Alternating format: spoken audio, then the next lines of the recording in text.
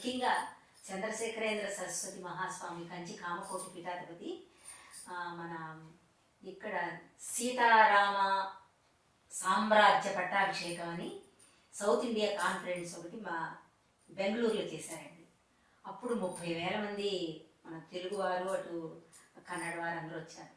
అయితే మన సి నారాయణ రెడ్డి గారు నా హరికథను విని, అమ్మ నువ్వు సంస్కృతంలో హరికథ చెప్తున్నావు కాబట్టి అక్కడ కొత్తదనం కనిపించాలి అని జమీందారు గారితో మాట్లాడి నువ్వు కుమార సంభవం హరికథ అక్కడ చెయ్యి అని చెప్పి అడిగారు. అక్కడ నేను ఎంఎస్ సుబ్బలక్ష్మి గారు, ఇంకా మ్యాండలిన్ శ్రీనివాసు ఇటువంటి వాళ్ళందరూ కూడా కచేరీలు జరిగినాయి. తర్వాత నా హరికథ గంటన్నర సేపు చెప్పాను.